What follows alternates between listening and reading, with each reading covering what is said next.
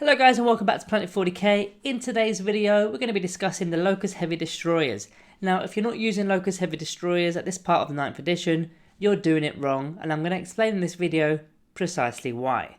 Now first of all, we're going to be briefly touching upon all the heavy support units within the codex, then we're going to break into some maths and figures for the Locust Heavy Destroyers. Okay, so as far as our heavy support is concerned, we've got the Annihilation Barge, the Canoptic Doomstalker, the Doomsday Ark, Locust Destroyers, and the Tesseract Ark. As far as the Annihilation Barge goes in terms of an anti-tank weapon, well, it's not really an anti-tank weapon, is it? It's got strength 6 and strength 7. It is only carrying Tesla weapons, unless you take the Gauss cannon, but that's still strength 6.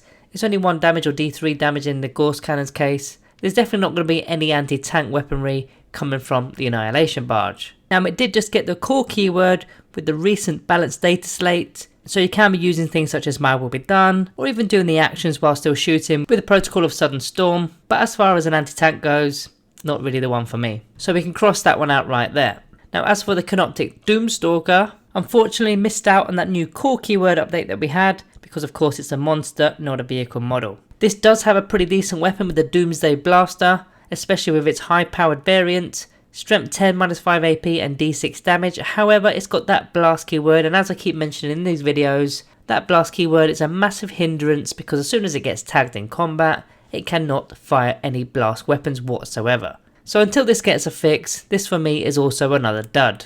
Now the Doomsday Ark, pretty similar in fact, another strength 10 weapon, another minus 5 AP weapon with D6 damage, but it's again got the blast keyword. Okay, it's got some Gauss flare arrays, but that's not anti-tank really, that's just anti-infantry. Even now with the core keyword, another dud, we're going to mark that one off as well. Now the Locust Destroyers, this is just the normal ones, not the Locust Heavy Destroyers of course. Now you can get one single Locust Heavy Destroyer within this unit.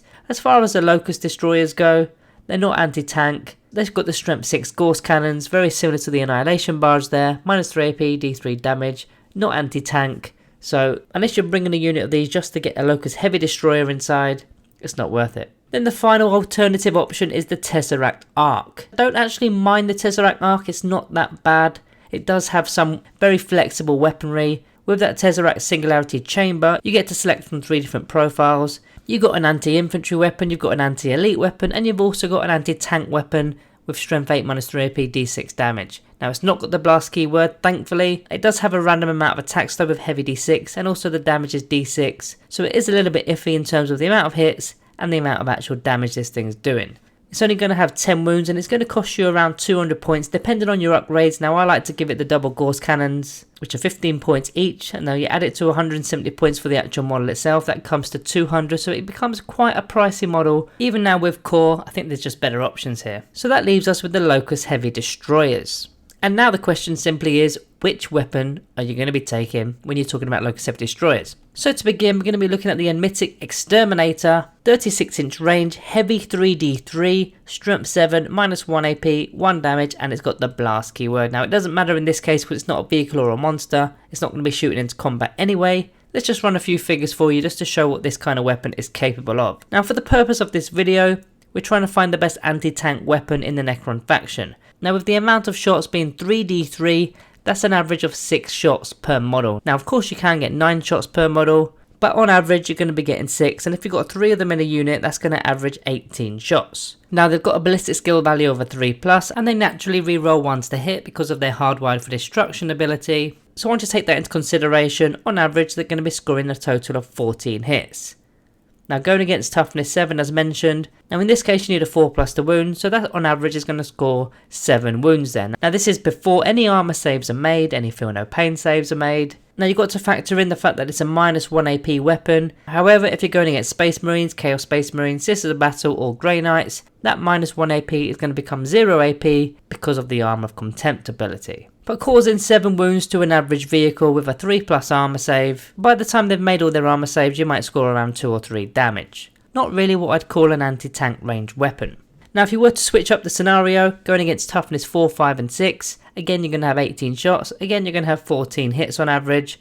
This time you're going to be causing around 9.3 wounds on average. Now this is against the more elite models, so that minus 1 AP is likely going to be going down to 0 AP, but causing 9.3, maybe you take a model or 2 off the table. Now really this weapon is meant to be used for the weak infantry models that are toughness 3 or less.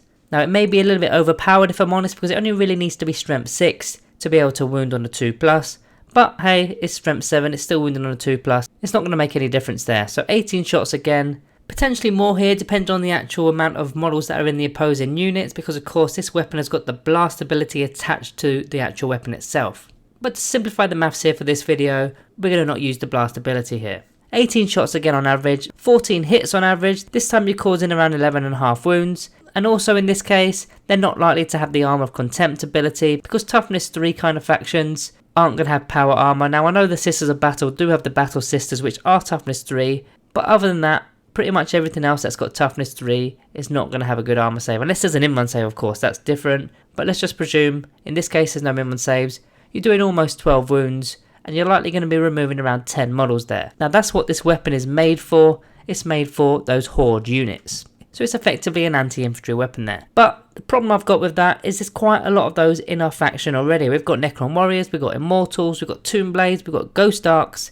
There's plenty of other options within our Necron Codex that can remove a lot of models when we're talking about infantry and Horde units. So do we need to use up our heavy support sections to deal with infantry? In my opinion, no, we don't. So let's move on to the Gaussian Structure, which is, in my opinion, the best weapon in our actual codex itself. So I'm going to quickly run through the figures in case you're not aware of it. 36-inch range, it's only heavy 1, but it's strength 10, -4 AP, and the damage is 3d3. There's no gimmicks here, no blast, none of that stuff, it's just a straight shot. Now it is only 1 shot per model, unfortunately, but if you've got a max unit of 3 of them, of course that's going to be 3 shots. Again, they're going to be re-rolling ones to hit, so on average 2.3 hits. Now I know of course dice don't work with averages in terms of decimal points, but for the sake of this video we're talking 2.3 hits on average, and going up against toughness 5 models or less, you're going to be scoring about 1.9 wounds on average. Now bear in mind that the damage is 3d3, so that's an average of 6 damage per wound that goes through. Now they're very likely going to be needing an invuln save as well, because it's -4 AP, so they're either on a 2+ armor save, taking them to a 6+, but most of those kind of units have an invulnerable save anyway, so they're going to need an invuln save for this. Any of these that go through are pretty much removing models that are toughness 5 or less. Now if you up the stakes slightly, going up against toughness 6 right up to toughness 9 models, which is effectively where your anti-tank weapons should be going up against, again 3 shots, hitting roughly 2.3 times and scoring almost 1.5 wounds there. But the main thing to note here, again, each wound that goes through is 3d3 damage, averaging 6 damage, potentially 9 damage per wound that goes through. Okay, you could score really badly and get a 3, but hey, you've got a command reroll if you need it. So getting even just one of these wounds to go through on a vehicle model is likely going to be bracketing the model. If you can get a couple through, even better. Now in my last game I played against the Tyranids, and a unit of 3 of these simply took out a Maleceptor in the first battle round. Not a problem. Took it off the board, and it actually had a 4+ invulnerable save as well, because Tyranids have got all sorts of shenanigans putting invuln saves on units, but that didn't matter in this case. That Maleceptor was gone. Now you can actually increase your odds even further with a few different methods. So first of all, you've got the extermination protocols. Now it is 2 command points, and with the new update that we had recently, I know you need to be more sparingly with command points now, because we're going to be starting the game with half the amount of command points that we usually did. So any stratagems that cost you 2 command points are going to seem quite pricey. But so far up to date, I've always used this stratagem whenever I'm shooting a full unit of heavy locust destroyers, because I know how valuable they are. So if you've got 2 CP spare and you've got a full unit, I'd always use this stratagem. Now of course you can use a Scorpic Lord with the United in Destruction aura, so that you're able to reroll your win rolls of 1 for destroyer cult units within 6 inches. Or my preferred destroyer lord option, which is the Locust Lord, is much cheaper.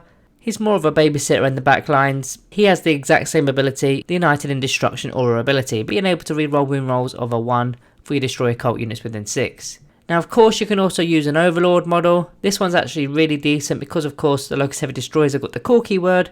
So if they're within 9 inches of your Overlord, you're going to be getting a +1 to your hits roll, so you're going to be hitting on 2s and you're going to be rerolling 1s. So that's not a bad option, but my preferred option out of all of these characters is a Technomancer. Now the Technomancer is not going to be buffing the hit rolls. However, if you take a Technomancer with a Canoptic Cloak, not only has he got the 10-inch movement so he can be keeping up with the Locust Heavy Destroyers if you want to move them, but furthermore he can be regaining D3 lost wounds to that unit. So when you stack that on top of Living Metal, anytime that your opponent has put some damage on our Locust Heavy Destroyers but not actually remove the model, you're going to pretty much be healing that model back to full wounds.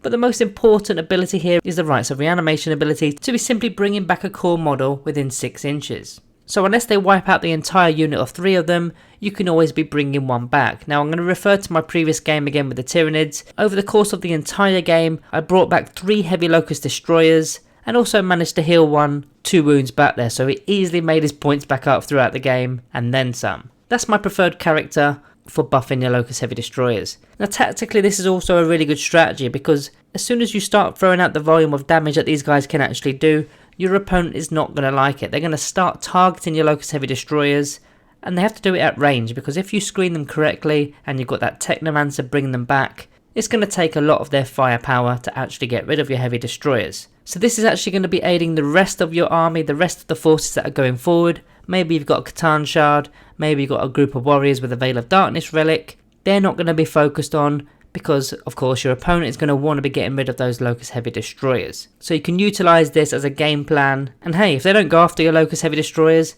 then it's a win for you, because you can keep firing these things turn 2, turn 3, turn 4, turn 5, and you're going to be removing a massive amount of points from your opponent's army. So guys, that's exactly why you should be using the Locust Heavy Destroyers in your heavy support slots. If you're still not convinced, then I don't know what more I can do to help you, but hopefully you're already using these kind of units. So guys, other than that, all that's left to say, thank you all for watching. I'll see you next time.